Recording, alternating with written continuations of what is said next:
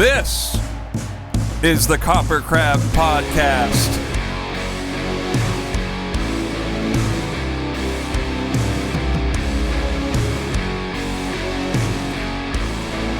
Oh shit. First episode of 2020. Right, Chaney? Yeah, I guess technically so. Wrap. That's a wrap. Peace out, 2019 and decade of the 2010s. Yeah, but right now we're still in the past, right? Me and you are living in the past right now. Yeah, it's New Year's Eve right now, so we're Happy New Year to you guys. Right now it's like 5, I think, so we're a little ways away from ringing in the new year. No plans, by the way. No plans. We're old folk. Actually, it seems like every time we try to put together a type of plan for New Year's Eve specifically, nothing cool ever happens. No. It's that if you... It's always a fail. Yeah, I think it's because if you overhype something in your head, if you build it up to be this magnificent, crazy thing, it's just never going to live up to your expectations. Yeah. So have no expectations. And right now, 5 p.m., I have no expectations for this evening. So I want to walk down to Capitola Village. Yeah, I would like to walk down to Capitola. And maybe just, I think we watched The Clock in downtown Santa Cruz one year. I'm sitting here trying to think of what the coolest thing we've ever done for New Year's is. Nothing. Nothing's coming to mind. See what I'm saying? It's always a fail. One year we saw Justice. A few years ago, we were hanging out in Los Angeles with your brother, and we sped up to San Francisco, which is a 6-hour drive, to see Justice at the place that what's the name of that porn company? It's at the place that they shoot. You'll see porn in certain porn from this company. There's a castle at the beginning of the porn, and that's where we saw Justice, in that castle. Kink.com. Kink.com. So I don't recommend going there, by the way. I don't support any of that. Any of what? Adult stuff. Why not? Not suitable for work. Why wouldn't you support that? Why wouldn't I support going to kink.com? Yeah. Well, I wouldn't go to it. I haven't gone to it, and I wouldn't go to it. Well, so you probably technically you don't care if other people go to No, Kink. I don't care if people go to it, but I'm not endorsing it on the show. Well, yeah. I'm not an endorsee of the website. I thought you were hating on kink.com. Like I said, I haven't gone to it. I know that it's it's called kink.com, so. Yeah, I've seen some kink videos. Use your imagination. Kink.com videos. Or don't. I don't know. Yeah, whatever. Anyway, we were seeing. It was that they have a venue or something. I don't even know if it had anything to do with it or if it's just attached to the building. I think that it's in the venue area, is not where they shoot porn. It's in the upper floors, and there's a venue in the bottom. And that's where we saw the show. Yeah, sick venue. It was a really sick venue. We saw Arab music one year. Okay. And that was horrible. Yeah, see, it's even when we go to a cool event, it's still a fail. I think it's because both of those things have been more corporate type parties. And what I mean by corporate isn't that it's a workplace party, but it's more that the type of people who are buying tickets to these shows don't necessarily care about the DJ. They just know that there's a cool DJ playing, and it's the place to go for New Year's Eve. Yeah, they're like, oh, that's a cool venue. I'll go there. Yeah. It's like they might work at Best Buy. Nothing against people who work at Best Buy, but it's just a funny joke. Yeah, I mean, it's just not a vibey type thing. It's a mixture of a lot of people, and I remember specifically at that Arab music show, Yeah. There were so many people throwing up in the bathroom that it was intolerable. That's an easy way to gauge, like, the crowd, right? How many girls are in the bathroom puking? It was insane. It was the most amount of people I've ever seen puking at a party. Aside from South by Southwest, but that's an outdoor event. Right. This and that's was the thing where you're going to be a women's restroom, and there were in every stall there was someone having the worst night of their life, just puking, and it was way before midnight. Okay, let me ask you this: is the type of event that you go to, can you gauge what the patrons are like by the conversation being overheard in the women's restroom? Because I hear things. I hear that girls talk a lot in the women's room. Yeah, but it's never. It's I'm saying if you go to like a, I don't know, if you go to like an event where Buke and Gase show. Mm-hmm. Okay, is that what they're going to be talking about in the bathroom different from miniskirt wearing girls at like a Dem Mock Tuesday in Hollywood? Not really. Not really. Bathroom talk is not very indicative of the type of person who's having the bathroom talk. It's a lot of, oh, you look so cute. And, you know, like, yeah, that's the type of shit that you're going to encounter everywhere. That's not necessarily all that women talk about in the bathroom, but it's like, the bathroom generalized talk is because you know it's like when you talk to someone who you don't necessarily know and you're making small talk with someone in the bathroom. If you're making small talk, if you're drunk enough and you're making small talk in the bathroom, it's usually going to be complimentary of the other person. Yeah, that's not happening in the guys' bathroom. You guys don't talk. Like, dude, nice dick. Cologne, man. Nice smells dick. Great. Yeah. Like you look over into the. I mean, yeah. I mean, you pointed out that you think it's because guys are worried about seeming gay, but there's not much conversation going on. What does happen is. Well, first, I don't think that that's why. I'm just asking if that. You're wondering if that's why. Yeah. Yeah. I think maybe there's a. Because I was thinking about that after you said that, and I was like, I wonder if that's true or not, and. It might be maybe like subconsciously, you know. Do you think so? Maybe. Or they're just not. There might be a little bit of that going on. But. Yeah, women are very not afraid of that. We're okay. Yeah. Whether we're straight or. You're not going to be. Not, yeah, we're very okay with being attracted to each other. Do you know? Does that make sense? Yeah, because girls will say like, "Oh, your shoes are so cute," or that. Or kind like of thing. if there's a hot girl. Yeah. If you're gonna have sex with her or not, as another woman, doesn't matter. I feel like it's more likely that we will acknowledge that a woman is hot. Yeah, no, I get that, and that's just a thing. I don't know if that's true just or not not. a thing that guys typically do. You think so? Yeah. Yeah. That's interesting. I'm always curious. I mean, you know, I studied. I was going to school for philosophy and psychology. Those were the two things that I was studying, and I've always been very interested in that type of thing, gender studies and things that are typically male or typically female. And it's and I'm very interested in psychology and the type of psychology, you know, how childhood and gender affect the person that you become when you grow up. So those type of things really interest me, and that's kind of fascinating. That you wouldn't be that interested in the men's room. It's not that interesting. Yeah. No one talks in there? Okay, so what will happen is it's either no talking or a guy will be like drunk and he'll just be talking at someone else. You know what I mean? Yeah. If you're already friends, then you can talk. If you're not already friends, then it's either don't talk or someone will just be, one guy will be like talking at another guy and another guy will just be waiting for him to stop talking to him. Wow. No, in the women's bathroom, there's a real sense of camaraderie. For instance. Yeah, I heard that there's like couches in there and stuff, you know? Well, not everyone. There's a mini bar, right? Yeah, there is a mini bar. I mean, that's awesome. For instance, earlier this year, we played a show. We were on tour. I'm not going to say where we were, but I was in the bathroom changing, and we were on a tour where I wasn't really drinking at all. And so I was not drunk on this night. We were in a city where people really like to drink, and it was a Friday. So okay, hold on a second. Yeah. So if you can put those together.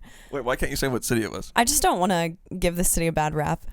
or right. make any generalizations about the city specifically, or let people know what city I'm making generalizations about. Well, they might be stuck to like, dang, that's my city.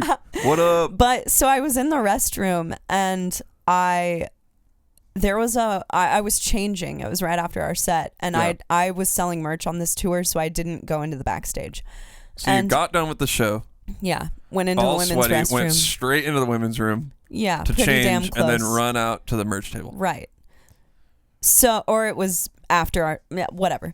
So I was changing in the restroom and there was a lady next to me. Well, a few people came in the bathroom calling for a woman. Yeah. And this girl and I had no idea what they were talking about. We thought there was no one else in the restroom. It was very quiet in there. So eventually, about 5 minutes in, we realized that the woman they're looking for was in the middle stall. And we just didn't notice because she was being so quiet. But when we found her, she had her pants fully down and she had a garbage can in front of her. So she was dang. she was taking a number throwing 2. Away some trash out of her purse. I take it. And she was just barfing. And she was in her 60s, 50s, Damn. 60s. So this girl and I we hella bonded and we got together and we were just helping this lady get her shit together and like literally we'd get her shit together, and that's the sense of camaraderie you can find in the women's restroom. And I actually still follow a girl on Instagram that I met in the bathroom that night. Really? Yeah. She's the spokesperson for NASA, and it was just this crazy thing. Okay, so you just gave away where it was. Well, she'll know. She will know because it's not in a city that's associated with NASA. Okay, so not Houston. It's not Houston. Yeah. But I mean, I don't know if that story was interesting or not, but what I'm saying is there's a certain sense of camaraderie that you're gonna find. If your life is a mess and you're puking and you're shit-faced and just on the ground, then people are gonna take care of you whether they know you or not in the women's restroom. I think in the men's room, you'd just be like, oh shit, let's get out of here. Hell no. Maybe you'd like tell the bartender or something like, hey, there's some dude in there who's a mess. Yeah. You might want to go clean that up. Dude. And okay, one of my kind of nice though, because I think maybe you're trying to prevent them from like embarrassment. Mm-hmm. Whereas I think the men's room, it's just like, hey, get that over with. Well, you know what's interesting though is that one of my favorite bars in Des Moines that's since been closed, Le Boy, which is a gay bar. There were several nights where it was like men and women in the women's restroom, all doing what I'm talking about. Like the bathroom would be filled with like 15 men and women just like partying and helping each other and like talking, and that would become the party in the bathroom. There are several nights at that bar that I remember the party being in the bathroom. I remember going there a couple times before it went shut down. Well, we can't forget about Stupid Juice. Stupid Juice. Did you ever have Stupid Juice? Yeah. Uh-huh. Oh, man. Served in a pitcher. Yeah, Le Boy is known for its Stupid Juice. I think it was like perhaps vodka and grape Kool-Aid. It was kind of just like some type of liquor. Yeah, whatever it was, you could not taste it. Yeah. And then it was like, did you just say Kool-Aid? Yeah, it tasted like it was like Kool-Aid. Purple Kool-Aid. I mean, the shit was called Stupid Juice. And then obviously everyone would drink too much of it. Well, right? because everyone would get a pitcher because a pitcher of it was $7 from what I remember. So we would all just go get a fucking pitcher. No, I remember that. That was a good time. And we'd all smash a pitcher. And then after you have a pitcher, you're buying everyone shots because you're wasted. Getting into a fight with your girlfriend. Yeah. You're getting into a fight with someone once you're that far. I remember we got into a fight there one time. I don't think so. We did? About what? I don't know. We're just drunk. The first time I said I love you to you was I was off a Stupid Juice at Le Boy. I remember. So this you're fighting with someone up at fucking Le Boy. Yeah, that's for sure. So this is probably 2011, right, or something like that, early 10s. Yeah, because we're kind of doing a little ode to the 2010s. That was 100% 2011. Yeah. Wow. No, I know. Now, whenever we drive past that place, I always think of it, obviously. Me too. It's since closed. Man, I have just fantastic memories of that place. I wonder why they closed. They were slanging so much many of stupid my best juice. friends. $7 each. They probably made like a couple $100 a night. I can only imagine that was only on the weekends. Yeah. But I mean, that was like all of the sick drag shows were there back in the day. I think for those who don't know, Des Moines has a lot of gay bars. A lot, yeah. A lot of drag shows. In a really small, in like probably a 6 mile radius, 5 mile radius, there used to be 3 or 4 that I could count. And just such a sick drag scene. Yeah, like I'd never been to, I don't even think I'd been to a drag show before I met you and went to. Oh, really? Came to hang out in Des Moines because you have a lot of gay community friends, and we'd go hang out at those places. Absolutely. It was a great time. One of my friends that I grew up with, Isaac. I'd get discriminated against though sometimes, dude. Hated on. Really? For not being gay. Well, because people were trying to like hit on you and you weren't. I'd be like, yeah, I'm here with my girlfriend. They'd be like, I remember one time we were at a... But what I was going to say is my friend Isaac, who I grew up with, is the #1 drag queen in Iowa. I think he got voted. Yeah, Vanna Rosenberg. So she's fucking killing it. If you look up the name, that's my girl. And all the gay bars in Des Moines, they make some stiff drinks. I'll tell you what. They do. Tell you what, cheap. I remember when Navene and I started dating, I took him to a drag show at a place called The Garden, and in the middle of the drag show, the like head queen, whoever was leading the show, what is she called? It's the MC, right? Yeah, the MC. Announcer. Called out Navene in the middle of the show, stopped the show, and was like, "You're hot." No, she was like, "Love your tattoo," because I had just got this tattoo. Mm-hmm. I got that rose tattoo on my arm, and then I flew straight from Animals. Did a tour, and I got the tattoo in Florida. And then from Florida, I stayed at my grandparents' house for a couple days and then flew to Des Moines. And then we went out. Yeah, that's when that happened. That was awesome. Called out. Those were great times. Good times. Yeah. But yeah, we were just hoping to kind of reflect on the past 10 years in this episode and talk about the future. And I know that a lot of people like to... cool guy the new year. A lot of people like to say that time is just a construct of the mind and this new calendar year means nothing, and if you have goals, then start them. It doesn't matter. You don't need to start them on the first, whatever. Having a resolution is stupid. But I personally think that none of that shit matters. That's the ironic part about saying all of that, is none of that matters. What matters is that you're making plans and resolutions for yourself and trying to follow through with things. It doesn't matter when you do it. It doesn't matter if you do it at the beginning of the new year, whenever. Yeah. It's about changing things. And I think that's important, to set new goals for yourself and to exceed your own expectations.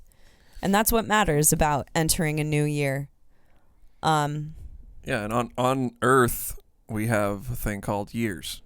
So it's kind of fun to think about the previous year. And newsflash, bitch, I bet you're going around telling everyone how old you are. There you go. So time is a construct. We're all going to die. But yeah, we kind of, play by those rules. And it's always fun to think of the previous year and the year coming up. I always get sort of excited about it, And 2019 was like a super awesome year for us.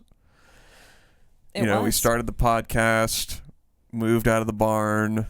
Took the band to Mexico. Yeah, we did a bunch of cool stuff with the band. Had the best year for the band. Yeah. Which, that's all that you can really hope for in creating and stuff like that. and we moved into the house. I got, in the best shape of my life. Me too. Which I haven't like let myself go totally, quote unquote, but I'm not killing it like your boy was over the summer. I'll tell you that much. Me either. I mean, there was a time when I was counting my calories to the T every single day, waking up at 5:30. The First of all, 5:30 thing is every gone. single day. We were both doing that for 7 months straight. A long time. It was It was so long that I impressed myself. I know. I had no idea that I could do that. I always was the person who said, I will never wake up early. I will never wake up at 5:30. And now I see it in my friends when I tell them about it. They're like, I don't know. I could never do that. But the reality is that you can do anything that you want to do. You just got to do it. You just have to do it. And we both proved that to ourselves with doing the waking up at 5:30. And we would both be at the gym at 6 in the morning. I was in the sauna every day. Had a full-blown hour workout every day. You probably went even harder. And that, to me, proved a lot of things. Because I have always, at least in this decade, I've been into going to the gym. That's been a huge part of just my routine. That's something to think about. Yeah, that started in this decade for me. Yeah, me too. Definitely. I mean, let me think. Yeah, when I was about 24, probably started getting into some form of fitness, if you will. Yeah, so it's and this year I think that we both went above and beyond our fitness goals. I guess that's sort of my it's not really a resolution because I'm not going to like do it the whole year, but I've been thinking around last time this year we sort of got a little more serious about our fitness, and that's kind of my resolution, if you will, to kind of kick it back into gear. And not that I've like totally fell off. I mean, I haven't. I still work out and stuff, but I think since I started adding it, I started doing the jiu-jitsu thing as well. So that's like hard on your body in the beginning. So it's been hard for me to sort of figure out how to balance that and hitting the gym. Yeah. You know what I mean? Yeah. I mean, trying to figure that out still. I went through a thing this year which is really fucked up. I have really bad allergies, and I started getting this crazy rash all over my body, like hives, to the point that I was taking like a ton of Benadryl every day just so that I could function. And that happened in, I think, August or September, late September. And it just stopped me from going to the gym because I was so miserable. Yeah. I felt like my skin was crawling for a month straight. And, I think that it just had to do with the excess of pollen that existed this year in Santa Cruz. It was the highest pollen percentage. Yeah. And in the barn, we're sort of like in the elements just a little bit. Completely in the elements. And I already have sensitive since we skin. moved to the house, right? Yeah, I haven't broken out at all. That stopped when we moved into the house. Because in the barn, we lived on like the driveway is dirt. Yeah. So because the way that the barn would be open, we would leave the doors open a lot. It was a barn. Shit got dusty. And it would get incredibly dusty, and I'm sure that affected my skin. Dude, we should do barn tours. If you're like a mega Entheos fan, mm-hmm. You can do like people do Graceland tours, Yeah, well, do barn tours. Considering what has gone down with the barn since we moved out of it, I don't think it would be too authentic. Because a college kid moved in. I don't want to say his name. Yeah, a college kid moved in. Not that he did anything bad, but he just great kid. But he moved in, and he reorganized. He rearranged flipped it. He flipped it. He went in and did a flip. I can't say I'm in 100% agreement with the designing choices. I'm gonna hop on board and say that I'm also not 100% in agreement. We had like a textured floor look because it's a concrete floor, so it was Art Deco. Yeah, I bought this concrete floor kit, and you paint it a solid color, and then you sort of like splatter in these other colors, and it was like a professional thing, but it looked good in there because, like I said, there's gonna be a lot of dirt, and then we're sort of artsy, so we might spill some paint on the ground, or paint something that doesn't have as much to do with us being artsy as it does with me just being totally clumsy as fuck and spilling everything. So you'll spill a lot, but then you can't tell. You couldn't tell. That's what I'm saying. So it looked good with you have to work with what you've got. You know what I mean? Absolutely. And like that goes for everything. You want to wear clothing that suits your body. Yeah. You want to, if your house is in the country, you might want to do like a more of a country vibe. And if you live in a fucking barn that's exposed to all of the elements, you might want to leave paint splatter on the floor and make sure that it's not too. So now the floor is like solid color, and it's like, blue. Dude, there's gonna be dirt all over that. There's gonna be footprints. It's gonna look weird. Here's the thing: I understand the dream because, hey man, I was there. We moved into the barn once. The dream is like, let's make this like a legit place, and it's like when Navene and I moved into the barn, we were going to make that barn into a barn dominium. Like I talked about before, it was going to be a barn dominium. I mean, it sort of was a barn dominium, a little bit. I mean, we did a pretty good job, but we had. As far as we were concerned, it was going to be a barn dominium. And the dream kind of dies over time when you realize, I'm in a barn. It's not insulated. Last year, it was raining so bad that the entire barn flooded, and I thought that my computer was going to be. Flood. Yeah, there was a flash. There was a flash flood in the barn like because the I door, think that it's. So the door, it would be you'd go in. We had two doors. So we had, let's call it the north wall had French a door. door. No, the north wall had a regular door. Oh, that okay. And then the wall catty corner to that had a French door. So the door that you went straight in and to the left, that was like our little bed area. And then I'm just like, Chaney, check that out. And there's just fucking water just pouring in. It came in like out of nowhere. Noah's Ark. Yeah. It was as if the rains were taking over and we needed to save one of each animal. And all we had was a cat, because all we had was cashew. All we had was a cat, so I grabbed him and we ran. No, I'm just kidding. We put sandbags up by the door and towels all over the floor. Yeah. So it's a good time. Homie, I'm glad that you're trying to make the barn all cool and shit. I've been there, but it's gonna flood. Yeah. And you're gonna be running out with your girlfriend. I've actually never seen the flooding in before. the Ark. The flooding, that only happened that one time. And that was because last year we had a lot of rain. Freak rainstorms. Yeah. So I think the ground was just so... Because, it rains a lot, and then the ground will absorb a lot of the water. Oversaturate. Right? But I think it was just too much. And they're like, fuck this. And it got me thinking about, imagine that being like a tsunami, You just go, oh shit, there's a little bit of water coming in the door, and then boom. See, that's the thing about nature, is that all of these plans and all of this cute stuff that we talk about and our lives, nature does not care about any of that stuff. No. Nature will come in and just wreck everything at any moment. There was a very famous earthquake that happened it was the Loma Prieta earthquake in 87 or 88, I believe. Uh-huh. And it knocked down major bridges.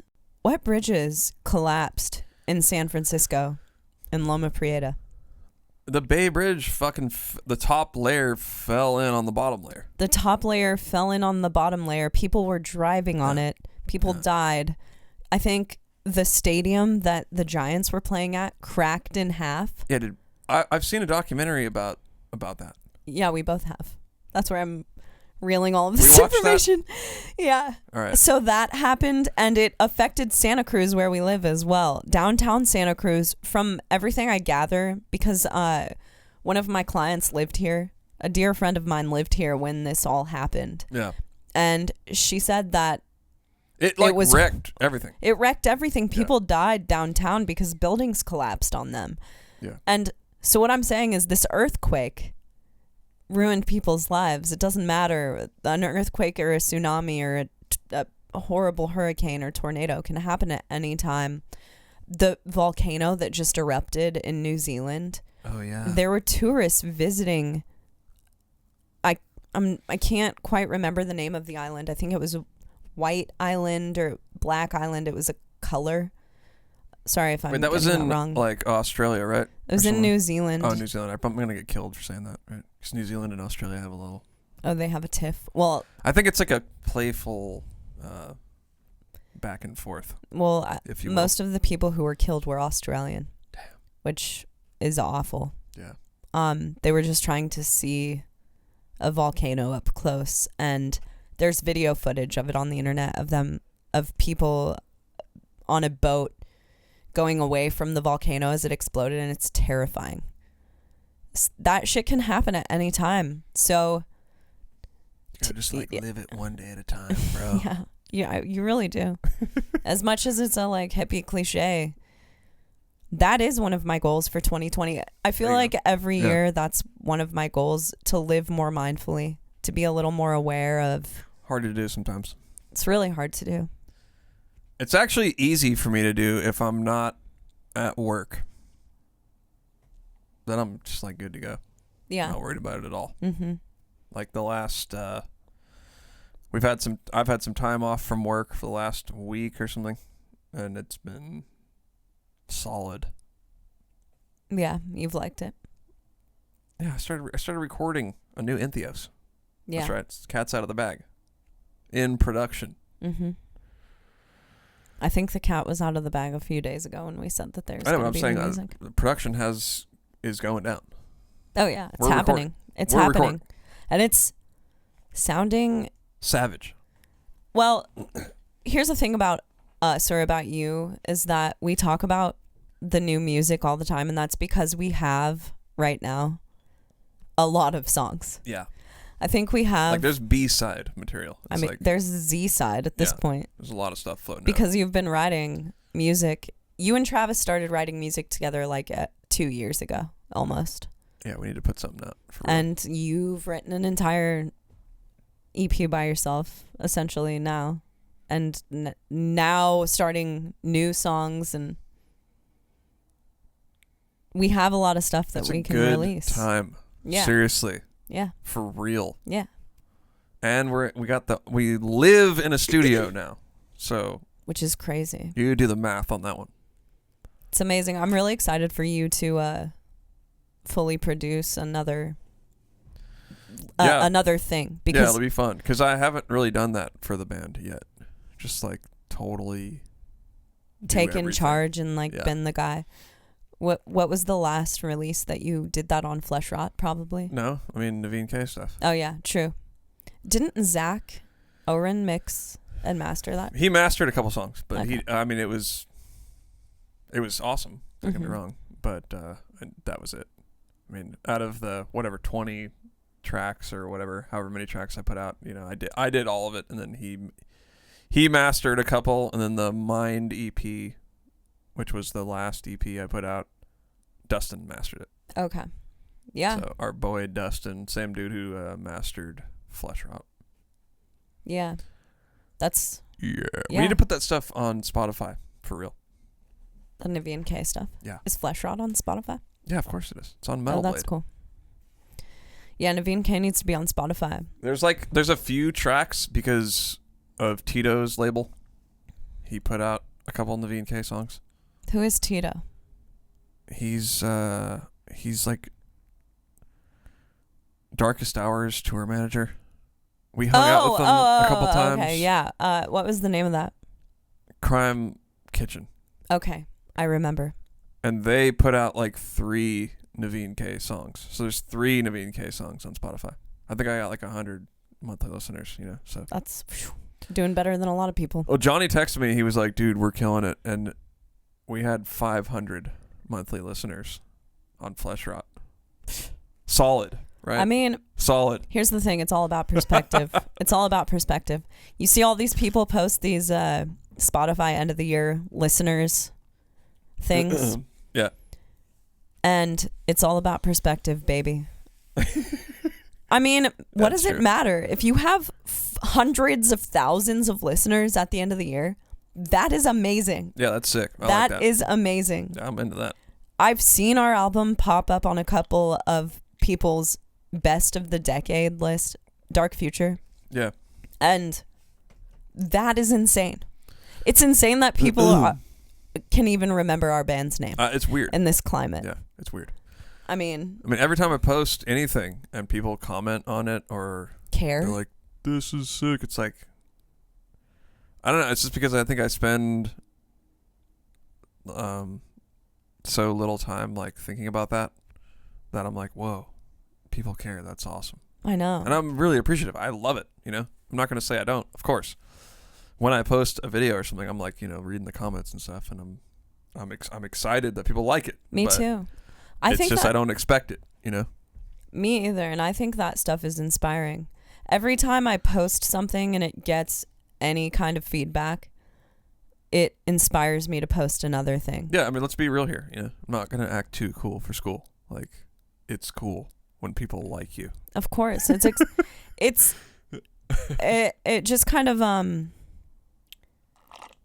it makes you feel good about life choices that you've made. Because I've got to be honest, sometimes, just like everyone else, I question life choices that I've made, and I wonder, man, is this what I'm supposed to be doing? And things like that.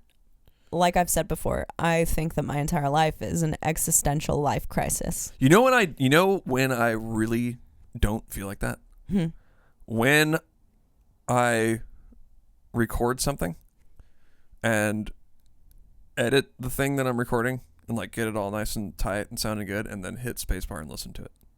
Wow. I'm just like, I'm here, baby. I totally agree. Where I'm supposed to be. Like, it's one of the few places that I can go to where I just feel absolutely 100% about what I'm doing. I 100% agree. Nothing else exists. Mm-hmm. I'm doing this thing, and I'm not thinking about tomorrow or yesterday or anything. It's like what you said about being in the moment. That's one of the few places I feel like I'm really in the moment. Yeah, I agree with that. And for me, playing live, I'm really in the moment every time I play live. The thing about playing live, the reason why it differs for me is because when you're on like show 30, you just sort of, your mind can start to wander a little bit. Yeah, that's true. There are times that I've played a trick with myself and told myself on stage, okay, we're going to see if we can think of things to do or to eat while we're on stage. Exactly. And doing lyrics. Yeah. Or and I'm able to put my mind in a place where I'm saying lyrics, actively thinking and saying lyrics. That's weird. But it's on such a fast forward that such an autoplay that I can also think about what I'm going to do later that night. Exactly. Yeah. And I think, although playing shows is another one of those places, when I'm recording, I think I'm even more focused because I don't know how to explain why though. I could see that you get very thing. And it's almost not even all good. Like when I'm done recording, I feel crazy. Psychotic. I feel just sprung. Like absolutely, my mind is spun, and even if it feels like I've had 10 cups of coffee, even though maybe I didn't even have a coffee that day. I just feel like, fuck, I'm all intense, Well, imagine I go there. Imagine performance after performance after performance. You're not stopping. And at a performance, when you are playing a show, that's just a 30-minute block of time. And you're probably not going to be focused on music before or after it. You've got other things to do, like getting on stage, getting off, changing your clothes, whatever the fuck you do. So it makes sense why you'd be keyed in and do things like skip eating. Yeah. Or forget about time when you're recording, because it's very easy to forget about time. Definitely. And I think there's another element to playing live versus Happy New Year. One of those Chaney spills. There you go. I told you I'm I'm feeling a little clumsy. tipsy. I've had a couple toxic teas. Navene made toxic tea. Toxic. But there's another thing when you're playing live is that I'm thinking about what the crowd is thinking of me. You know, if I was super cool and I was the coolest guy ever, I would be like, oh, I don't give a fuck about the crowd and blah, blah, blah. But like, I am not that cool, I guess, because I will be thinking like, oh, is the crowd, do they like my band? Like, do they think I'm good at drums? Do they think that we sound shitty? You know, all the stuff that I would think about when I'm watching a band. Mm-hmm. I'm wondering if people are thinking that. Not that I'm thinking it the whole time, but there's little flashes of that. Whereas if I'm in my room, you know, my studio room at home, especially, I'm not thinking of that at all. Yeah. I'm not thinking about anything else but me and making this music. I know what you mean. So I think that is the most like pure place for me. Yeah. You know what I mean? I know what you mean. I don't know if I do think of what people... For me, it's not that deep. For me, it's not either. that and I'm saying, having a I'm good time, and for me, it's that if I can tell that one person is into it, then I'm stoked. Definitely. One person I can feed off of. Yeah, definitely. There are things that it's not as deep as is this person into our band but it pisses me off if I see someone in the front row on their cell phone. Exactly. That exactly pisses me off so badly, to the point that I've probably said something on the microphone about it before, like nonchalantly. Yeah, like if there was a guy... I think I've told a girl to get the fuck off of her cell phone in the front row. You should do that more often. Because you should grab that the is phone. fucking annoying. And I'm not talking about taking a picture in the of us while you're in the front row. I'm talking about being on goddamn Facebook while you're in the front row of a show because you're trying to preserve your spot at the front. Your spot will fucking be there. You're going to be able to get to the front. And like, if you don't want to be in the front row and you'd rather be on Facebook, move the fuck back for the people behind you who want to be at the show. You are annoying when you're hanging over the fucking railing with your cell phone right in front of my face. It may I can see why people have kicked people's cell phones out of their hands. I mean, granted, I think that most of the times I've seen reported on, it's been the taking pictures, and I don't mind that. If you're taking a picture or taking a video of the show, that's different. That's cool, because honestly, I'm probably going to be on Instagram later looking at the hashtag to see if you took a good video, because I want to see how we sounded that night or whatever. But man, if you're on Facebook in the front row specifically, go to the goddamn bar where you belong, because you don't want to see a show. You don't want to watch a band play. You want to be glued to your fucking phone. And that's not cool. Other people paid to be at the show. And if you're someone like me, I'm 5'2", and I'm probably 3 feet behind you while you're on your phone. And I would like to be in the front row where you're taking up space, being an asshole. So move back. That annoys me. And it does not annoy me if they're on Facebook at the bar.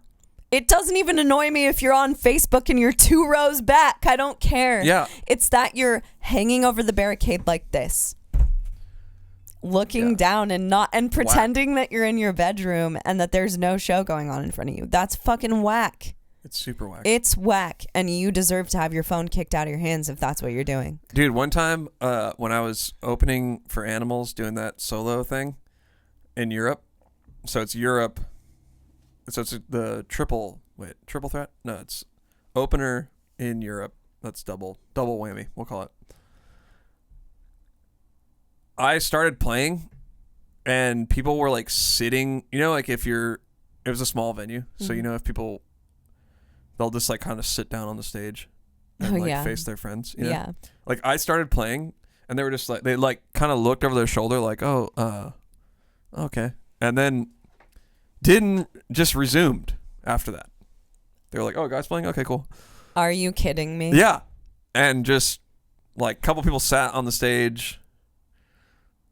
And I can't remember if I think after like the first song they had moved or something like that, but I was like, wow, I think these people are just not going to move, you know. But it's also sort of weird because I'm just like one guy, so they might have just been like, oh, maybe he's sound checking. I don't know. They were, I mean. Super weird. Super weird.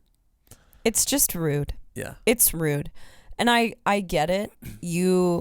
But we're not man, asking for much. We're not asking for much. I'm saying use your cell phone, but be engaged in the show, at least if you're on your cell phone. If you're on Facebook while we're playing, like, man, I can lean over and see that you're on Facebook. And I'm not talking about someone who pulls out their phone to like quickly text a friend, hey, I'm in the front row, whatever. Yeah. I'm talking about the guy who's on Facebook or the girl who's on Facebook in the front row for the entire show, the entire 30-minute period that we're on stage. Sometimes I just catch these people in the front with like this grimace. You know, cool. At least they're looking at you. No, but you know what I mean? They'll just be in the front like just mad. You know like, what's funny? I'm like, what are you doing here? You know what's funny though? You don't have to be up here. So many of those people are the people who come up to you after the show and say that you had an amazing set. That's just weird when that happens. Why? Like, that guy, I thought that guy hated us. Yeah, I know. It is kind of funny. So imagine if these people were in the studio while you're trying to record. You know, that's going to take you out of the zone a little bit, right? Cell phone person, ironically, coincidentally, would work in the studio. If you're in the studio and you're on Facebook, cell phone person. Chill. That's chill. Well, I don't know. I'd be like, because I'd be playing this part like, yeah, it's sick, isn't it? And then look back and then they'd just be on their cell phone. And like, I don't know. I think it's... I guess it's not that sick. I don't know. I don't think you should judge... I don't have an opinion on people in the studio who aren't paying Chaney, attention. you know me. I don't put that much stake in what people think of me. But I personally am not. I'm just being kind of painfully real here. That, of course, it's going to cross. Like, for the most 90%, I'm just having a great time and doing my thing. At some There's point 10% in your of me set, that's you are like, exactly. Is anyone into this? Exactly. It's going to cross your mind. But what I'm saying is that if there are a couple people into it, that is enough for me. Of course. Mm-hmm. Of course it is. Yeah. Of course. But to seek out the couple people, why did you do that? I'm not. That has nothing to do with me seeking out people. No, because for me, it's like I'll kind of scan the crowd. Maybe it's like an audience who doesn't know us very much, right? So I'm kind of like playing. I'm like, all right, it feels pretty good. You know, it sounds good. And then I'll be like, I wonder what the crowd thinks of us. And then I'm kind of looking out, and it's like, all right, not a whole lot going on out there. And then I'm like, okay, homie over there with the, Dillinger shirt, he's feeling it. And then this is making me think of the Broad City part. Navene and I started watching the show Broad City yesterday. Yeah, late to the game. Because I realized that I have a Hulu account. And so we started watching Broad City. And there is a part in the first episode, the pilot episode of Broad City, that's them jamming. What were they playing? Like buckets, drumsticks on buckets. Yeah. And they were saying, everything they were saying is what goes through your mind when you're on stage. It's and they were just rationalizing like why no one was into their band. Like they're just not ready for it yet. Hannibal Buress was like, it just takes time for a band like this to get fans. And it's like, these are literally all the ways that you rationalize to yourself that are the things that you say people are doing.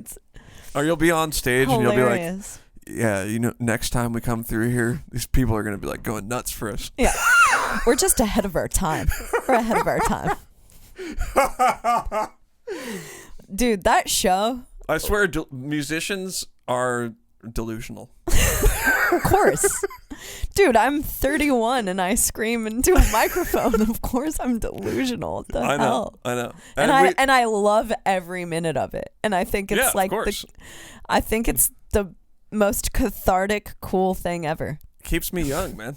I love it. And my good skincare regimen is what keeps me young. But dang.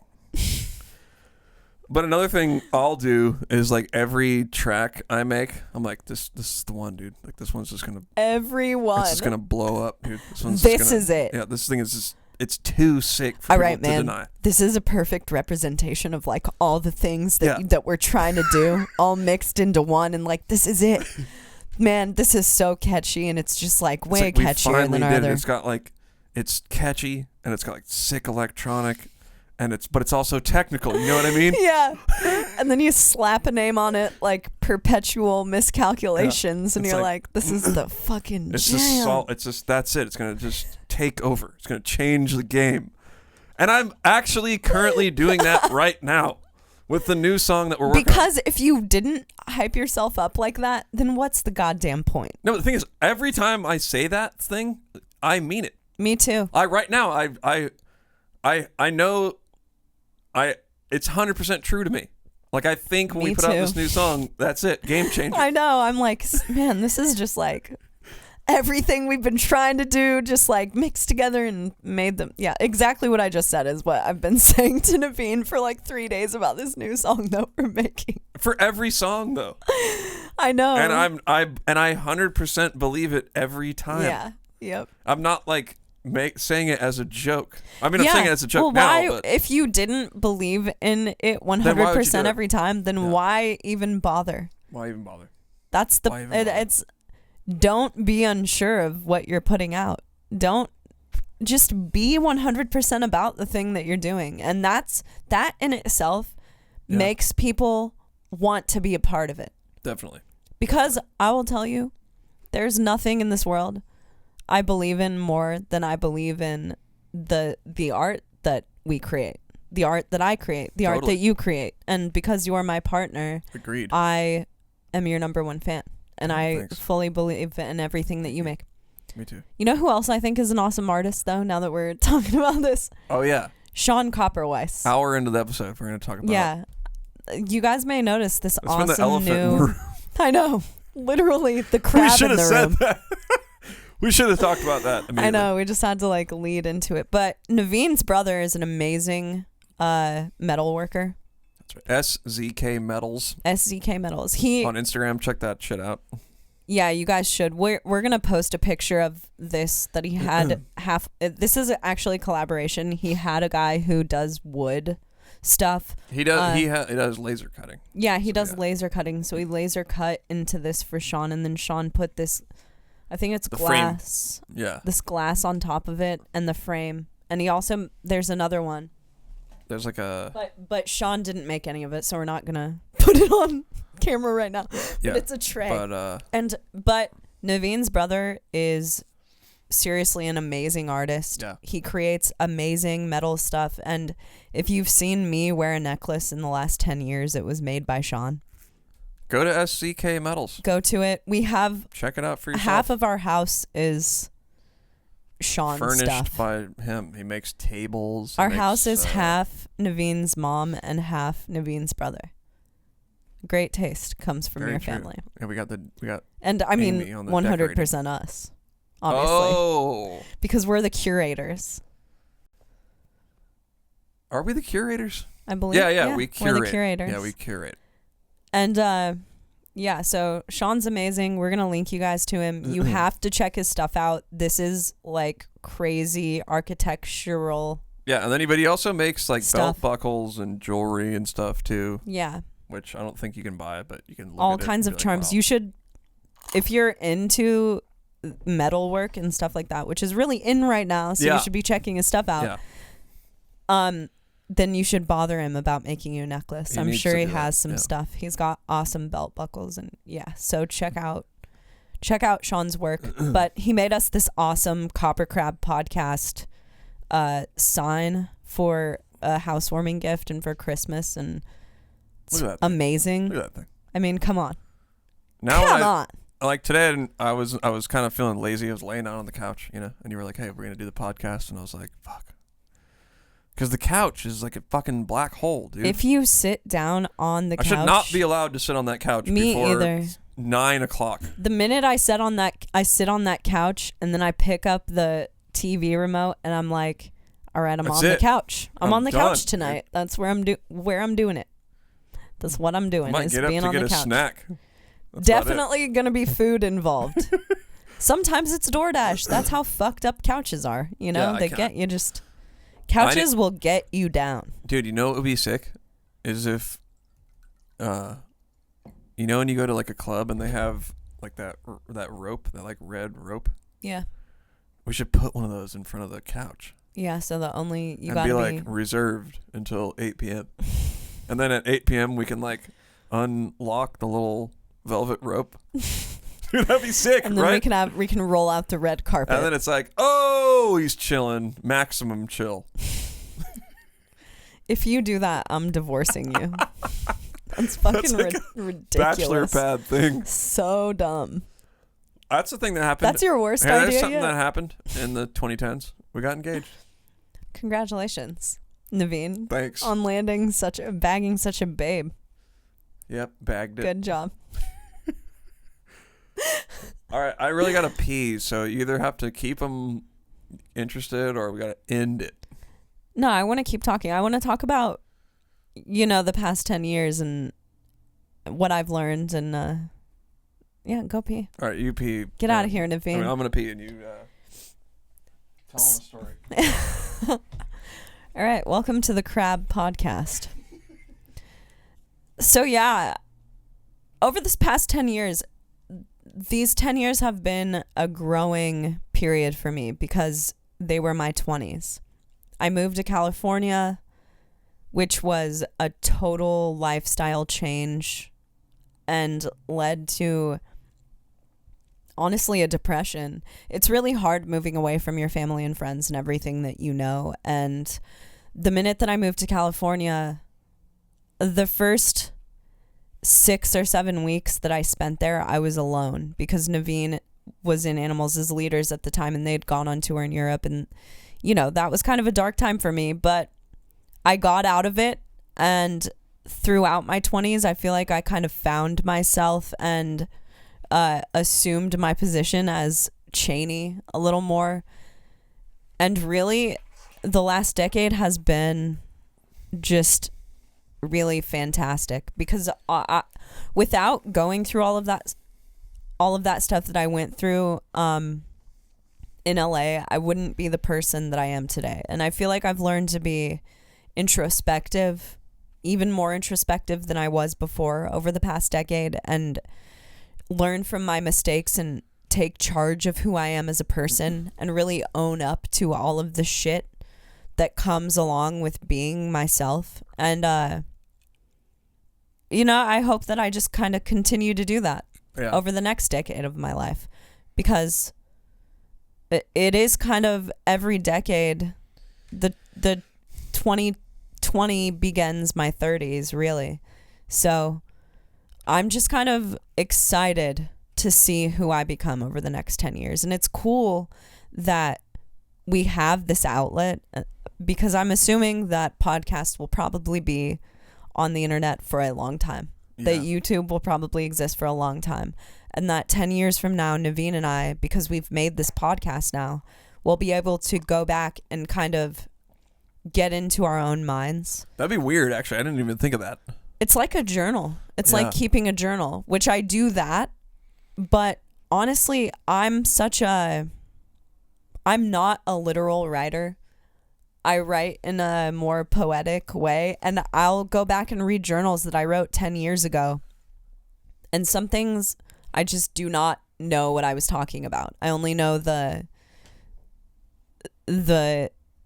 like lovely way that I was putting things, or the poetic way that I was putting things. And oh, you mean it's just a little vague. Yeah. So since it's not specific. Yeah, you don't really get the content of what you were trying to convey. You just sort of get lost in the words. The abstract thoughts. Yeah. Which is also thoughts, right? Awesome, because I do get the abstract thoughts. It takes me back to like a feeling rather than an exact happening. That's cool. So it's interesting. But now, like, putting our words out there literally, it'll be interesting 10 years from now to look back on these videos, or for our kids or whoever ends up seeing this stuff to like, that's pretty cool. See this stuff and really kind of get a feel for who we were then. Yeah. I'm pretty proud of this decade, I gotta say. Yeah, me too. And I think,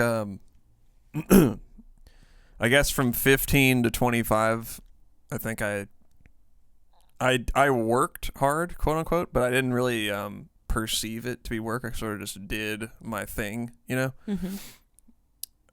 But I mean, a lot of huge stuff happened for me in that time. But I think from 25 to I'll be 35 in 2020, it's been like hitting it hard, you know, more intentional than in the past. That seems important to me. The more, let me get some of that wine. Oh yeah, it's really good. It's New Year's. Your dad brought it for us. Honestly, the older that I get, it's very present in my mind that I could die at any point. I think about it every day. Me too. And I just hope that I'm able to take that a little more literally moving forward. I've been trying.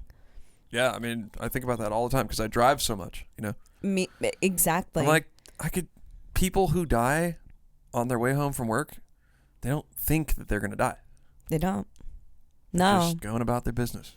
And just, you know, looking back this last decade, my grandpa died 3 years ago, and he was a huge part of my life. He meant a lot. He means a lot to me, and him dying really flipped things because now it's like I can't imagine my grandma dying. Yeah. Or my mom or my dad or it's crazy, or myself. It's crazy to have something like that happen to you and have people close to you start dying, and then you start really taking mortality seriously and understanding how real it is. Every day is a gift, man. It really is. A few weeks ago, my cousins and my aunt were in a horrible car wreck, and for a few hours I thought that they might die. Yeah. And they didn't. But people can be lost at any moment. Yep. And you can be lost at any moment. Your life can be gone. And I think it's important to try to live a little bit more intentionally. I know. When you're doing stuff, when you're on the couch, maybe read a little, draw a little. When I'm on the couch, I don't feel like I'm living my best life. I know, I do too. Yeah, I'm on the couch, baby. Because when I'm watching a show, I feel like I'm learning. I know I'm learning. There are so many shows that I watch that just expand my humor, or not even that. I mean, if you work a lot at whatever, at your job, or if you had if I have a productive day, or let's say I work a lot doing something I don't even want to do, you know, just for money. When I'm on the couch, I'm like, yes, this is sick. This is rare. You know, it's not like I do this all day. Mm-hmm. I'm finally getting to chill. Fuck it. This is awesome. That's what's been so rad about the last week, because we've both been off work for the most days in a row that either of us have been off of work since June. It's been fucking awesome. So it's been amazing to just chill. We're chilling. We haven't gone anywhere because usually if we have this extended of period of time off of work, it's because we're going to visit my family or going doing on tour something And tour is a whole fuck, man. That's a lot of work right there. I know. So many people think that touring is not work. Yeah, it is and it isn't. I mean, it's a lot of work building up to it, but I think it's kind of like a plane taking off, you know? It's a lot of turbulence and it's crazy and you're trying to get everything together, and then you get at that coasting speed and you're just on tour, baby. That's true. It is, but the coast is still a little bit strenuous. And the minute that someone throws a thing into your plan, like that you have to pick up merch because you ran out, that can throw the whole thing off, and definitely. It's just a different kind of work. But once things get smooth sailing, it's just like, you're just, especially when you're in our crew. I know, yeah. So we got that shit pinned the fuck down. It's true. Love it. Got that shit on machine. I hope we just get a little more well-oiled in the upcoming year. I know. I was thinking today, I want to go on tour again. Me too. I'm getting the tour itch. Yeah. Which is cool. You know, I don't want to be out there and be not wanting to be there. That sucks. Well, I was thinking about how awesome it is that we're even able to go on tour in the first place. Yeah, it's rare. It's crazy. It's very rare. And that's not something that I'll ever take for granted, that we can go on tour and that people will come to the shows. At least a few people are going to be at the shows. Yeah. 100%. That's I feel so fortunate to have that. And that's honestly something that I've only had over the last decade. Very true. I mean, I started playing in bands in 2007. I've been doing vocals since 2001. Damn, but that's a seasoned... How old were you when you started doing vocals? I was 13. Dang. Yep. Seasoned pro over here. The thing about an art form, or honestly anything, the thing about doing anything is that you always feel like you can get better. I know. There's always someone who you are just like, fuck, if I could do what they're doing. That's the best feeling. When someone comes through and I'm just like, oh, God. I know. It kind of feels good to feel like you suck. I love that feeling. Me too. That's my favorite feeling. Me too. And I especially love when someone tells me I suck. Or Ooh, like if I read a comment or one time Entheos was playing a show in Memphis and there was a local band playing. And one of the people who was on the tour overheard the vocalist of the local band saying that women could not scream because their throats were smaller. Oh, yeah. So, before they knew who we were, though. Before they knew who we were. So it was my sole intention that night to just fuck that kid's world up. It was just fuck 'em up. Total inspiration. I love hearing that kind of stuff because it lights a fire under me. If you tell me I can't do something, I'm going to do that thing, and I'm going to do it better than you can. I know. So, reverse psychology, folks. It works. It works on Chaney. It should work on anyone. Why wouldn't it work? If someone tells you that you're not good enough at something, I remember when I was 18 years old, I still remember this kid telling me that I couldn't do highs.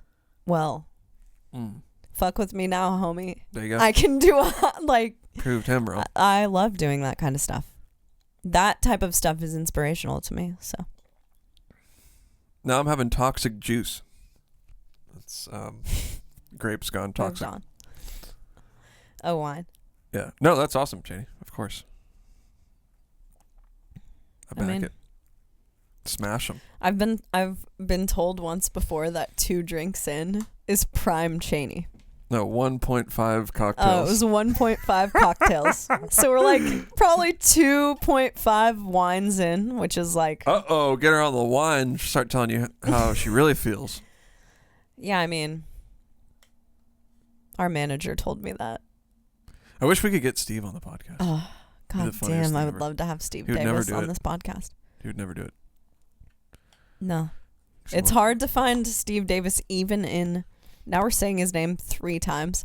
It's like if you... He is listed. I mean, he is our manager. Yeah, people know. You know. If you walk into the bathroom and you turn off the lights and say Steve Davis 3 times into the mirror, does he appear behind you? That'd be sick if he did. I would like that. I love when there are a few other bands who are managed by our manager. Yeah. And I love when he's there with them and they get like a sneaky photo.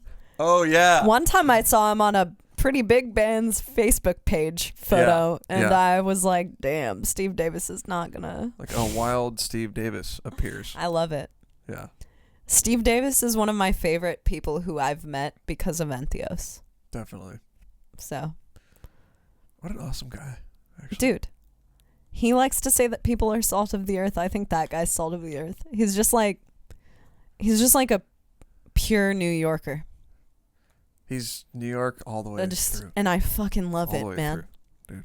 One thing you guys should know, the reason that Steve Davis manages our band is because Navene talked to him on the phone, and Navene was like, we don't want a fucking manager. So Navene, you tell him how it went. So our booking agent at the time was like, hey, Steve Davis wants to talk to you. You should like stop what you're doing right now and talk to him. You know, he's a big manager, blah, blah, blah. manages Cannibal Corpse and a bunch of other big bands. So I'm like, okay, cool. And then I wasn't even trying to be a dick or anything like that, you know? I was just like, hey, we're not looking for a manager. We're not looking for one. And that's amazing because that is not the phone call that I would have. You know? I was like, but hey, that's man, just you. Good to meet you. You're from New York. That's awesome. Like, oh, Long Island. And then I was like, oh, yeah, my dad's from Long Island. So we kind of hit it off on that thing. And I was like, yeah, we're not really looking for a manager. And he was like, well, I'm not looking for any new bands to sign. And I was like, okay, cool. And he loves that. And then Steve will still say that. That's one of his stories. He's got stories, you know, as most people do. And that's one of the stories in his revolving. So me being kind of a jerk is why he's our manager. Came out on top for us sometimes. Yeah, I mean. I like when I hear stories about people thinking that I'm a jerk. I think that's cool. Well, I hear those every once in a while. You'll say that, maybe bring up to me that someone thinks I'm intimidating or a jerk or whatever, and I think that's awesome. Well, I don't think that anyone thinks that you're a jerk or an asshole, but I think that you're probably a little intimidating to some people, as I think that I probably am too. That's cool. But I think that you just have a way of being, not you. One has a way of being intimidated by people who they've listened to their music or they've, and I understand. It's weird for me. That takes it away from me. I want people to think that I'm like intimidating just because I'm like such a badass. Like not a badass. Yeah, I don't know like, if anyone thinks you're like I want people to just badass. Meet me and be like, fuck, that guy's like such a badass. I'm scared of that guy. No, I just think it's weird to, if you only know of a person because you like have listened to their music or something like that, it's hard to know what to say to them. Yeah, I get that. And in that way, people can be intimidating, and I think that kind of kills it for me. That's not what I was thinking. You're not a scary guy, Navene. Yeah, I know. That's why when people say, I think that they're intimidated by me or whatever, I'm like, that's awesome because I'm such a not scary guy. No, they've all been fans of you. Yeah. Okay. Well, that kills it. Yeah, you're not as intimidating as you'd like to be. No, that's what I'm saying. I don't think that I'm intimidating. So when I hear that somebody thinks I'm a jerk or is intimidated by me, I'm like, that's awesome. Who has ever thought you were a jerk? I've heard a couple stories of me being a jerk. I can't name any off the top of my head, but I've heard some stories where I don't know. They thought I was a jerk. Maybe because they tried to talk to me when I was like breaking down or something, you know, and I was like, yeah, whatever, dude. You know. Well, dude, like I brought up in that comment that I read about myself one time where a guy said that I was like throwing a temper tantrum, which yeah, come on, dude. Are you kidding me? If I threw temper tantrums, my band is not big enough for me to throw temper tantrums. We would never get a fucking tour offer. Like, no one would want to deal with us if I was a temper tantrum thrower. That's the thing that people probably don't take into account, that the reason why we've got so many good tours in the past is just because we're cool. Not cool. Well, that's like, hey, not, I'm a cool guy, but like it's like it's not just because we're cool. No, it's because we're down to earth. It's because when people know you and they've known other bands you've been in, and you're also a nice dude. Exactly. That's what I'm saying. They want to help you. People want. If you act like a rock star and a dick all the time, right, and you're out there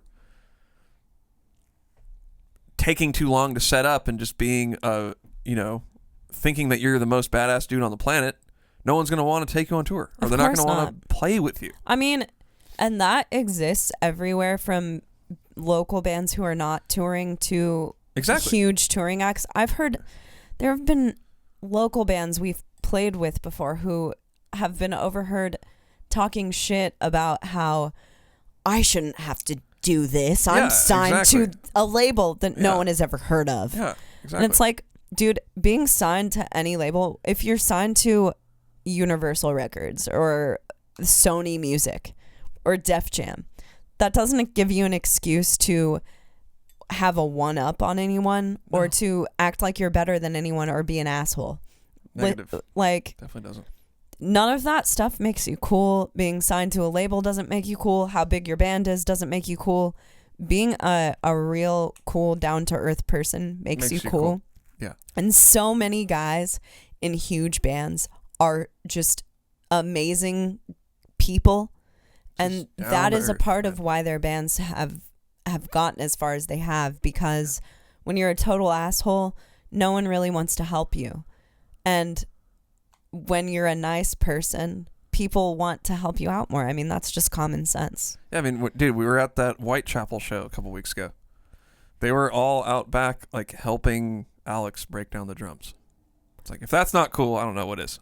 That's cool. Whitechapel, you know, is one of the coolest bands that... Like, that's what I'm talking about. Those that's guys cool. Load in their own... They don't... I think they have, like, 2 people working for them. They're in a bus, but they, like, load all of their own gear in and out. And I'm not saying that if you don't do that, you're a horrible person, but I'm just saying that you're just not that cool. There's... That's what I'm saying. There's there nothing some to do real on tour. Honest, and also like, you're wasting a lot of money if you hire a bunch of There's extra nothing people. to do on tour. Load in. Yeah, I mean, there is... I don't know how some people think that they're too good to do that stuff. Not doing it and making enough money to hire people to do that is one thing, and being cool about it. Okay, here's how it makes sense. But there are other people who think that they're way too good to do that shit, and who will, like, not step on tour unless that's happening for them. Yeah, I mean, oh shit! Hello. You're good. I can hear you. I can't. Oh shit! I think my headphones cut out. It makes sense if you're like, what if you were so busy before the set that you just it didn't make sense for you to load in? Oh yeah, it right? totally I mean, makes if you're sense. like, hey, I got 3 lessons and I'm doing this interview over here and then I'm going over to the, then that makes another sense. Time that I think it makes sense is if you're on tour so much that the free time that you have is before your set, then totally hire people. Yeah. I mean, but I'm just like I don't do shit. Yeah. On tour, I'll like work out and then, I don't know. I'm trying to load in. What else am I going to do? Yeah.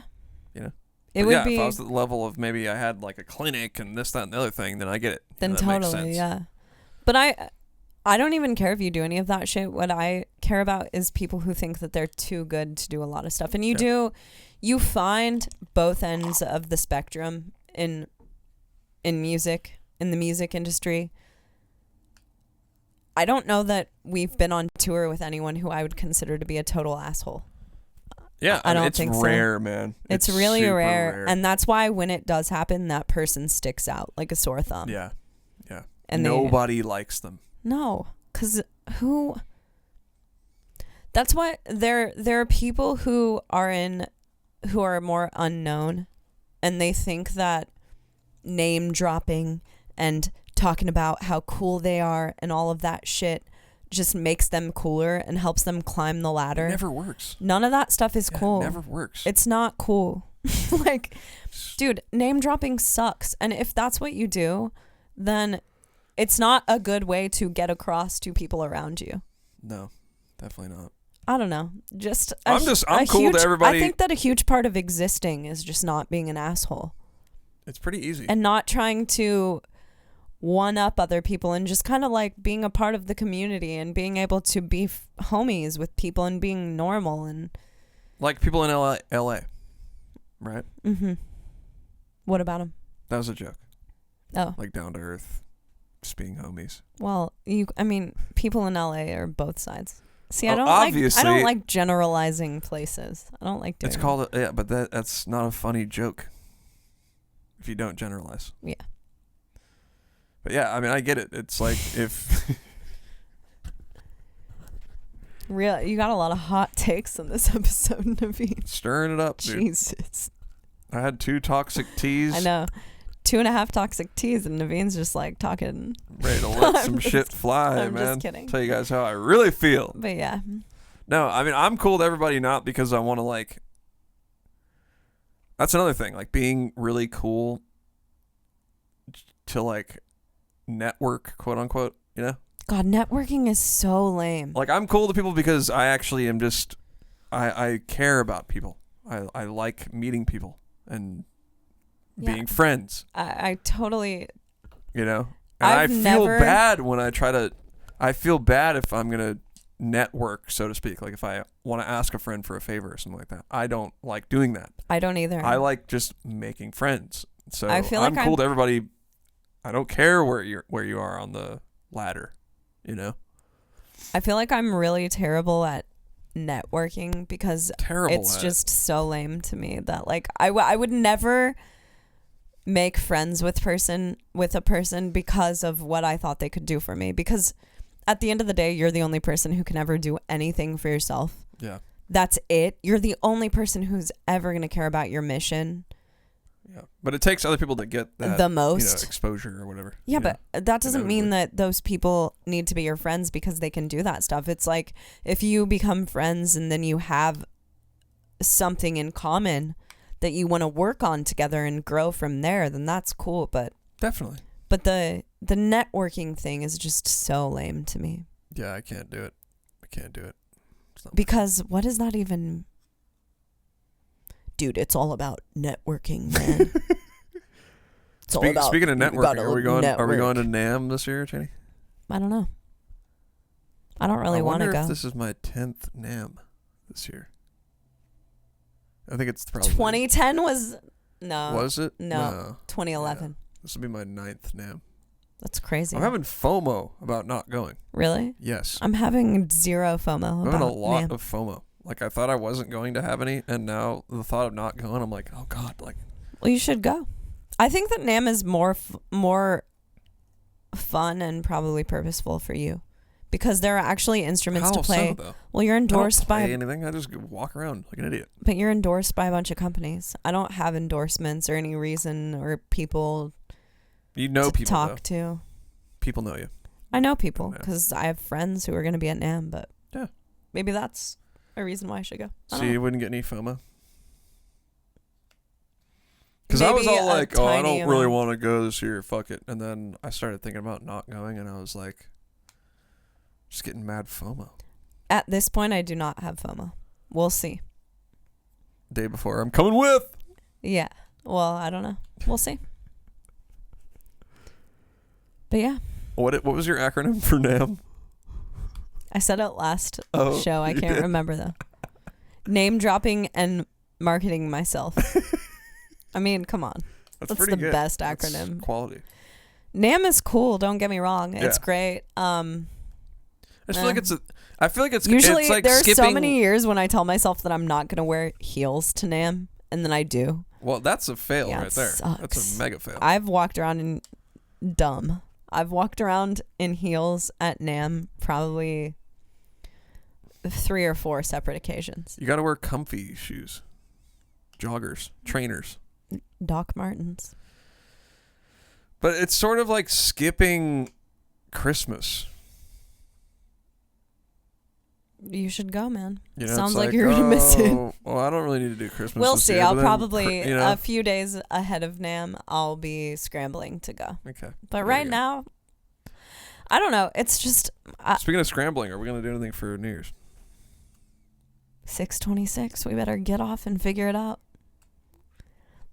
So this has been a great podcast. I thought it's been a fun time. This year we created the podcast, and I feel like it's been pretty cool for us. Yeah. I mean, we did a lot this year. I think we really changed our life this year because Our life. We have 2 lives. Our lives. Our life together. Just right. Yeah. You know, I found budgeting. Yeah, you did. You know, thank you for doing that. Yeah. Dave Ramsey has changed shit, but Navene, really, you finding Dave Ramsey has been a huge deal for us. Yeah. Because we started saving money. We've saved a lot of money, and we've gotten a house. We would have never saved any money ever. See, and we're getting married next year, so we would have walked into being a married couple, and we would have flown back to California and lived in a barn. That's not good. So it's horrible. Things don't do that. Worked out. Yeah. I mean, we had to work hard to get those things, but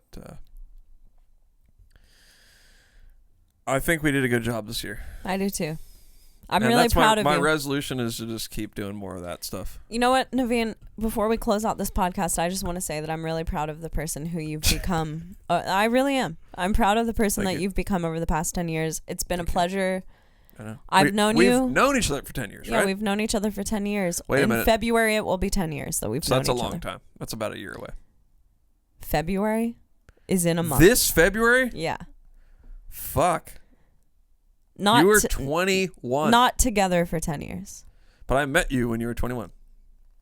And then we got together the following year. Right. Wow. So. Time flies. It's been awesome watching you grow as a person. You too. From flesh rot to who you are now, because flesh rot came out in 2010. Damn. You've just become a harder worker. You were a hard worker when I met you. You're a harder worker now. You're putting out probably my favorite music that you've ever made. You're killing it.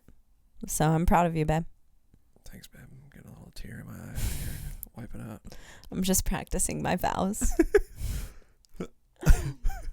So you're going to include flesh rot in your vows? You know, I've known you since flesh rot. I'm going to be like, here are our vows. Well, you put out a really good debut album with flesh rot. And then... your later work got a little confusing to me, but... And I liked the electronic phase. But, you know, the Entheos stuff, it's not really stuff that I would, like, put on to listen to at home. But I really can enjoy it for... I like the live show a lot. Yeah. No. I'm just excited to keep going, you know? I just want to make more music. So I don't get any... There's nothing back. I just gave Navene a whole speech and he won't. I'm just sitting here absorbing it all like, yeah. This is going to be our wedding. I'm going to be like, oh, I'll say all my vows, Chaney, and Navene will be like, you know, I really agree with you. And I'm just going to keep trying to... Good stuff. You know, I want to keep doing that. That's awesome. Jesus. I mean, I've watched you grow up. Well, now literally. It feels forced, Navene. Well, duh. God. All right, let's end it. I'll come back when you least expect it. All right. Hold on, I gotta get the outro song queued up here.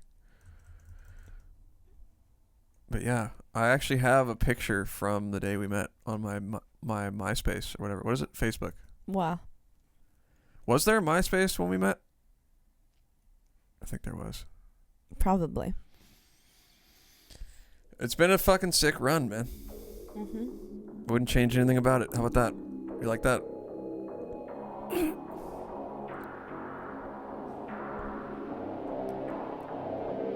And I'm proud that we kept the podcast going. Me too. Can't believe it. I know, I can't believe it. Is it episode 12? Yeah. Dang. It's episode 12. That's legit. Well, let's keep going with it, Chaney. What do you think? I think we'll probably keep it going. 5 or 10 more episodes. All right, 5 to 10 more episodes for you guys. And thanks for tuning in. Oh my God, if we do an episode every week next year, we'll have 56 episodes. Damn. Well, 68. Have a good night, Quick everybody. math. Good podcast. Yeah, have a great night and have a good January 1st. We will see you fuckers next week.